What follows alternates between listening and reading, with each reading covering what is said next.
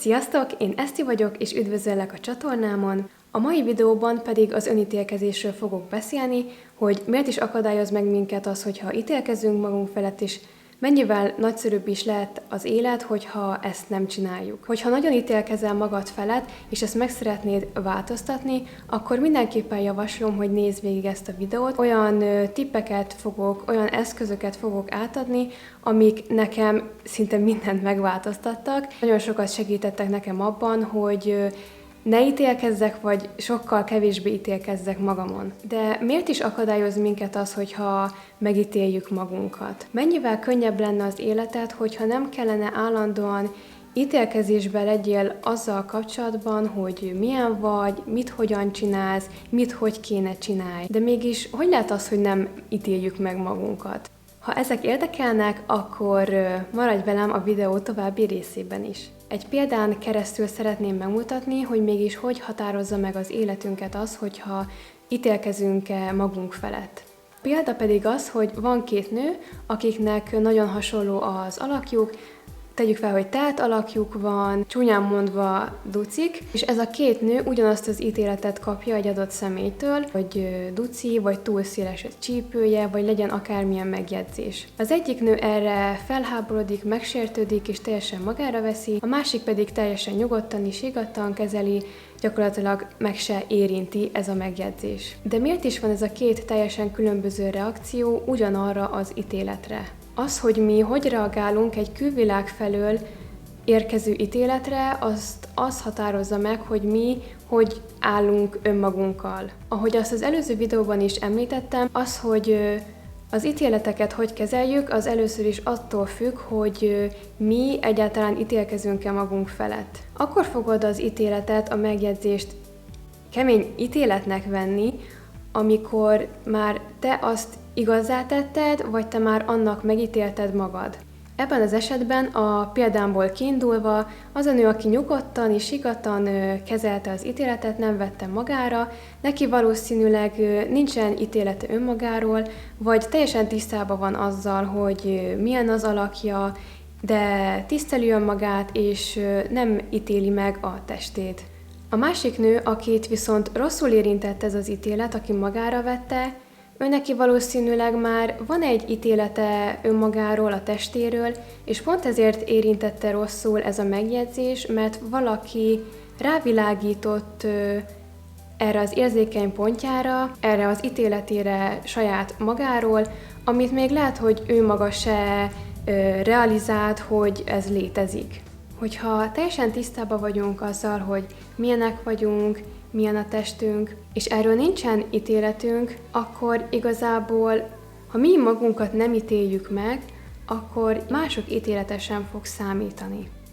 Ahogy az előző videómban is említettem, hogyha egy ítélet vagy megjegyzés ér, akkor felteheted azt a kérdést magadnak, hogy amit ez az életem mondott rám, ez igaz?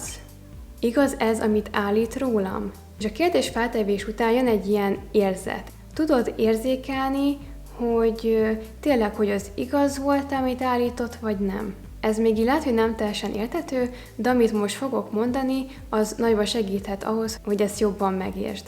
Ez az eszköz pedig az Access Consciousness-nek az egyik eszköze, a könnyű vagy nehéz eszköz. Ez az eszköz nekem nagyon sokat segített hozzá ahhoz, hogy a saját életemet éljem, és ne mások valósága vagy elképzelése szerint éljek, hanem úgymond önmagamként létezzek. Ez a könnyű-nehéz eszköz pedig azon alapszik, hogy van egy érzékelésünk, hogy mindenkinek van egy érzékelése mindennel kapcsolatban, hogy az igaz számára vagy sem.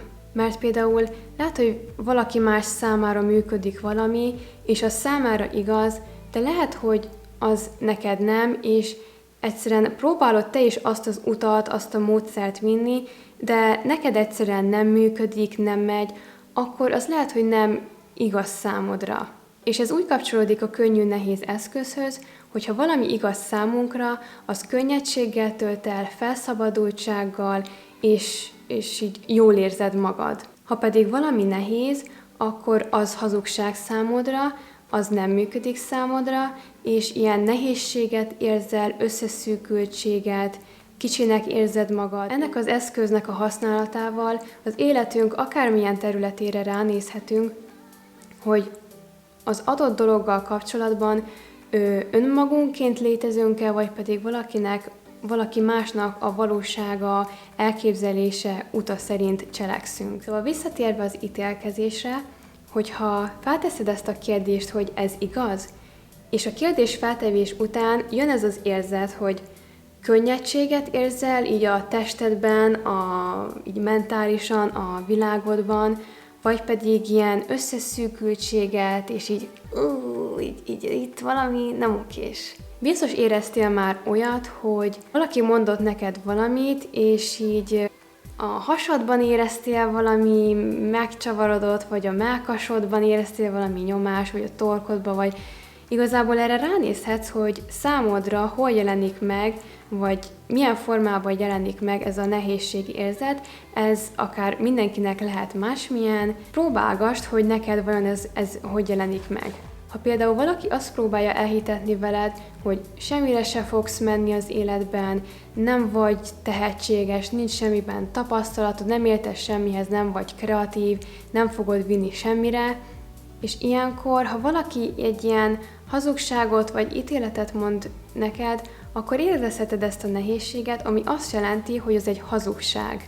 Ha pedig valami könnyedséggel tölt el, akkor az viszont igaz számodra. Erre a könnyű-nehéz eszközre egy olyan példát tudnék mondani, hogy valaki erőlteti rád, hogy ilyen szakra kell menni az egyetemen, ezt meg ezt kell tanuld, vagy bizonyos lépéseket kell megtegyél, és csak is azokat, hogy elérd a sikeres utadat és a céljaidat, de valahogy te érzed, hogy hát is nem annyira azt akarom tanulni, de mindenki azt mondja, hogy azt kell csináljam, vagy ez átfordítható akármilyen területre az életünkben, hogyha mondjuk van egy séma, te kipróbálod, és valahogy nézed, hogy hát mindenki azt mondja, hogy ez kéne, hogy működjön, de nekem valahogy egyáltalán nem így megy. Nekem még mindig nem működik, pedig már mióta próbálom, és nem vált be. Akkor biztos velem van a baj, nem veled van a baj, csak szimplán lehet, hogy egy olyan területen próbálsz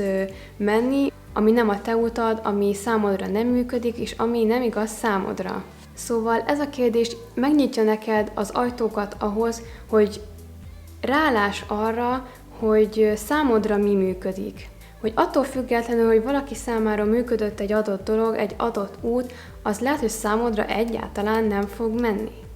És ezzel nincs semmi baj, sőt, ezért jó ez az eszköz, mert ráláthatunk az életünk minden egyes területén, hogy azt szerint cselekszünk-e, ami számunkra működik, vagy pedig úgy csinálunk, ahogy másoktól tanultuk, hogy úgy kéne. Ha egy ítélkezésért vagy megjegyzésért, és érzed ezt a nehézséget a testedben, vagy így mentálisan, akkor az azt jelenti, hogy ez egy hazugság. Az ítéletek nem igazak. Az ítéletek arra vannak, hogy lehúzzanak. Ami nehézséggel tölt el, az nem igaz, az egy hazugság, szóval ne vedd be, ne tedd igazzá az ítéleteket. Mindig kérdezz rá, hogy oké, de ez igaz?